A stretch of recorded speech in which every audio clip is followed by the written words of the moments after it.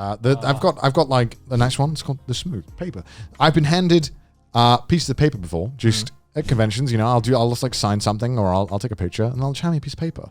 Right. And I'll be like, hey, here's my number. Come text me. I think that's kind of smooth. That's very old stuff. I don't know why that's smooth. I never reply to any of them because I'm like, bro, my phone doesn't work in the US. Sorry, rip. I just have the internet. But it's very smooth. I like it. I actually like that one. I think it's classy. Now you're gonna get this at every convention.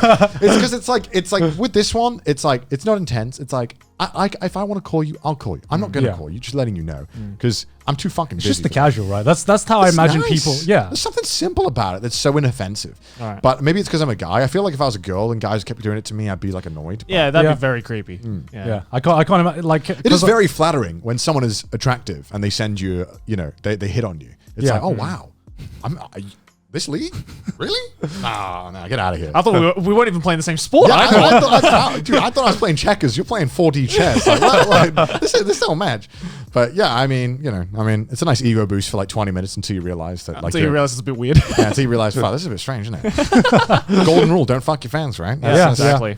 Especially in this climate, I just think that's a good rule to stick by, honestly. Yeah, dude, whenever I used to, because for the first like 2-3 months in Japan, I had like Tinder. Because I thought, no one's going to recognize me on Tinder. Fantastic. Yeah. But yeah, there's people who recognize me on Tinder here who could speak English, obviously, and obviously a white guy would stand out. Right. Yeah. And they were like, oh, I watch your videos. I'm like, immediately unmatched. Yeah. Honestly, like... See, you played it smart. Why would I want to? I don't want to date someone who turns up and they're like, "Yo, I love that video you just posted." I'm like, "No, whoa." Well, because unfortunately, there's a lot of YouTubers who probably use that as an ego booster, right? Yeah. Listen, I mean, okay, getting in the whole topic of fucking your fans or dating your fans. Listen, there is a way to go about it that works. There is a right way, and there is definitely a wrong way. Like Donkey and Leia, they met through being fans. Yeah, and there is that no one ever would question the what's the word? Legitimacy. The legitimacy or the efficacy of that, right? That's a legitimate relationship. No one, but there are ways doing it that are like taking advantage of your power, and I think that's where people have the problem. Yeah. And unfortunately, a lot of YouTubers don't understand when they are just kind of taking advantage of their own power in the situation. Yeah, I feel like hooking up, like I say hooking up's the wrong word, because if hooking up with your fans implies that you are just kind of just like you're not pursuing anything. You're just kind of throwing your fame out there and everything like that. Yeah. And I feel like you have to be really self-conscious about this. And I'm glad that people are like looking more into this and putting more attention. Fans are getting this. smarter about it as well. Yeah, and fans are getting smarter about this as well, as they really should be. And it's the responsibility you hold as a YouTuber. And sometimes you just don't want to worry about that. You just want to meet someone where you don't want to have to worry about this power imbalance, because you are, we're all just people as well. We're all just people. And sometimes we just want to switch off this part of our lives and just be a normal fucking person like anyone else. Yeah.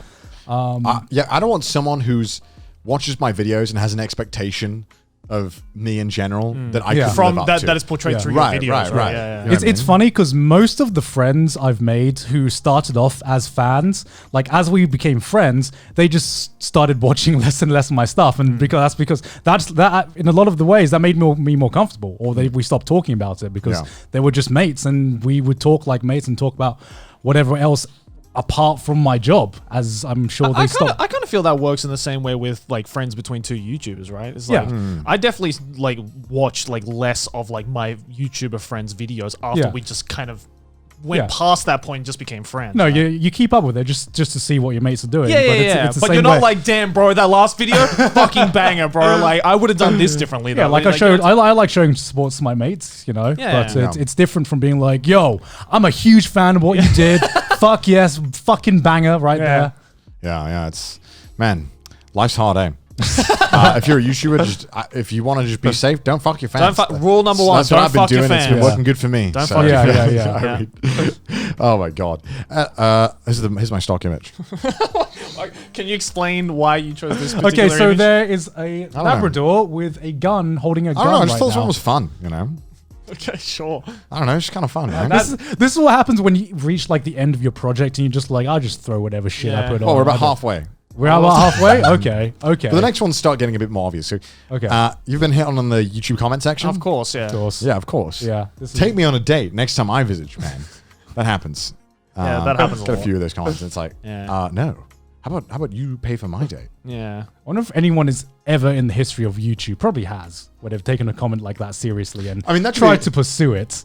I mean, maybe if you like, For a if you're a YouTube smaller YouTuber, maybe. Yeah. I mean, I did something similar along with like email. Someone emailed me asking me to go on a date, and I made Yeah, but there's a difference between an email and a YouTube comment. True. Right. Anyone can write a YouTube comment. The live, and then obviously, people ask you on dates on live streams all the time.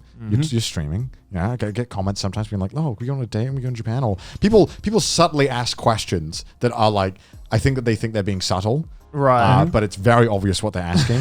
Like, for example, one very big giveaway as to what some people are asking are like, hey, would you ever do like long distance relationship, by the way? Just and like some people might genuinely be curious, right? But there's like a way that certain people ask it that is like, no. It's like kind of gives you that vibe of like, you're asking this for a purpose. And also, I get donations sometimes, which I think that's another one actually, but where people will be like, just like wondering, like, what kind of age group do you go for? If it isn't obvious by now, MILFs. That's Mother Knows Best. That's what I go for. All the MILFs rise up right now. So if you're around my age, lonely housewives, just MILFs are like preparing their wallets for the next. They're preparing their wallets for the next stream. Is your husband just not cutting it? I don't want to know who he is, but I'm kidding. Stuff like that. What else do I get? There's ones as well. You know what I get asked a fair amount, which is like the least subtle, which is like, would you ever date someone who like doesn't do YouTube? And I'm like, would you think I exclusively date psychopaths?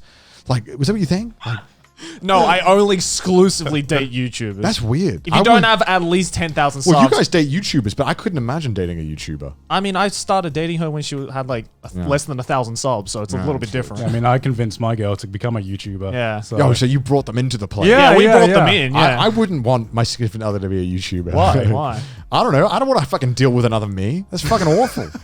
And like my schedule's such a mess already that I wouldn't like a relationship to me like that would be such a fucking mess if both of us had similar schedules like that. I mean, I don't blame you. There's lots of people who are like that. I mean, that's just me. I mean, that's just what I want. Yeah. I feel that's just how our relationships ended up. Yeah. Right? True. It's just a standard work schedule.